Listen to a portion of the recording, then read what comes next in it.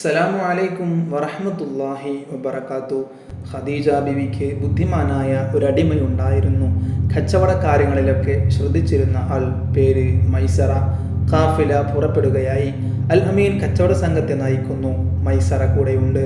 ഷാമിലേക്കുള്ള യാത്ര രണ്ടാം യാത്രയാണ്. 12-ാം വയസ്സിലെ യാത്രയിൽ കണ്ട സ്ഥലങ്ങൾ വീണ്ടും കൺമുന്നിൽ തെളിയുന്നു. വാദിൽ ഖുറ, മദിയൻ, സമൂദ് ദിനരാത്രങ്ങൾ കടന്നു പോയിക്കൊണ്ടിരുന്നു. മൈസറയുടെ കണ്ണുകൾ എല്ലായിടത്തും എത്തുന്നുണ്ട്. അൽ അമീൻ സഞ്ചരിക്കുമ്പോൾ ഒരു മേഘം കൂടെ സഞ്ചരിക്കുന്നു. മേഘത്തിൻ്റെ തണലിലാണ് എപ്പോഴും. ഇത് മൈസറയെ അത്ഭുതപ്പെടുത്തി. അവർ വളരെ ദൂരത്തെത്തിക്കഴിഞ്ഞു. അപ്പോൾ വഴിവക്കിൽ ഒരാശ്രമം കണ്ടു. പൂർവ്വവേദങ്ങളിലൂടെ അന്ത്യപ്രവാചകരുടെ ആഗമനത്തെക്കുറിച്ച് മനസ്സിലാക്കിയ പണ്ഡിതനായിരുന്നു നസ്തൂറ. നസ്തൂറയുടെ ആശ്രമമായിരുന്നു അത്. ആശ്രമത്തിന് സമീപം കാഫില ഇറങ്ങി. ഒരു മരത്തിന് ചുവട്ടിൽ അൽ അമീനും മൈസറയും ഇരുന്നു. നസ്തൂറ അവരുടെ സമീപത്തേക്ക് നടന്നു വന്നു.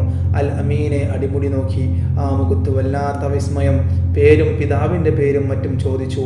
എല്ലാം കേട്ട് കഴിഞ്ഞപ്പോൾ നസ്തൂറ പറഞ്ഞു, ഈ മരത്തിൻ്റെ ചുവട്ടിൽ വിശ്രമിക്കുന്നത് ഒരു പ്രവാചകൻ തന്നെയാണ്. തൗറാത്തിൽ പറഞ്ഞ പ്രവാചകൻ ഇത് തന്നെയാണ്. മൈസറ അതിശയിച്ചിരുന്നു പോയി. ഒരു പ്രവാചകന്റെ കൂടെയാണോ ഞാൻ യാത്ര ചെയ്യുന്നത്? മേഘം തണലിട്ട് കൊടുക്കുന്നത് വെറുതെയല്ല. മൈസറക്ക് പ്രവാചകനോട് എന്തെന്നില്ലാത്ത ബഹുമാനം. ഷാമിലെത്തി. ചന്തയിൽ കച്ചവട സാധനങ്ങൾ നിരത്തിവെച്ചു. അൽ അമീൻ എങ്ങനെയാണ് കച്ചവടം നടത്തുന്നതെന്ന് മൈസറ പ്രത്യേകം ശ്രദ്ധിച്ചു. സാധനങ്ങളുടെ മഹിമയൊന്നും വിളിച്ചു പറയുന്നില്ല. ഉള്ള കാര്യം പറയുന്നു. കിട്ടേണ്ട വില പറയുന്നു. അമിതമായ ലാഭക്കൊതിയൊന്നുമില്ല. സാധനങ്ങൾ വേഗം വിറ്റുതീർന്നു. നല്ല ലാഭവും കിട്ടുന്നു. വിചാരിച്ചതിൽ നേരത്തെ പണി തീർന്നു. മൈസറക്ക് വീണ്ടും അതിശയം. ഖദീജ കുറേ സാധനങ്ങൾ വാങ്ങിക്കൊണ്ടുവരാൻ പറഞ്ഞിട്ടുണ്ട്. അതൊന്നും മറന്നുപോയില്ല. എല്ലാം കൃത്യമായി വാങ്ങി. മൈസറ പറഞ്ഞു, യജമാനത്തിക്ക് വലിയ സന്തോഷമാകും. മടക്കയാത്രയാണ്.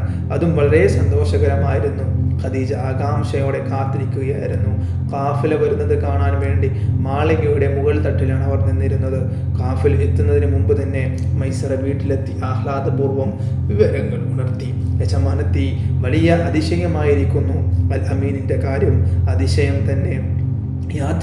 ഉടനീളം മേഘം തണലിട്ട് കൊടുത്തു. എങ്ങോട്ട് നോങ്ങിയാലും എങ്ങോട്ട് നീങ്ങിയാലും മേഘം കൂടെ കാണും. എന്തൊരു നീതിമാൻ! കച്ചവടം പെട്ടെന്ന് തീർന്നു. വാങ്ങാൻ ഏൽപ്പിച്ച സാധനങ്ങളൊക്കെ വാങ്ങിയിട്ടുണ്ട്. നസ്തൂറ പറഞ്ഞ കാര്യവും ധരിപ്പിച്ചു. നോക്കി നിൽക്കെ കാഫിലെങ്ങെത്തി. ഖദീജ ആഹ്ലാദപൂർവ്വം ഓടിച്ചെന്ന് സ്വീകരിച്ചു.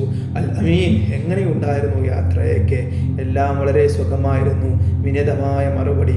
വാങ്ങിക്കൊണ്ടുവന്ന സാധനങ്ങൾ നോക്കി. എല്ലാം താൻ വിചാരിച്ചതിനേക്കാൾ നന്നായിരിക്കുന്നു. അൽ അമീൻ നേരത്തെ പറഞ്ഞ പ്രതിഫലം നൽകി. കൂടാതെ കുറേ പാരിതോഷികങ്ങളും.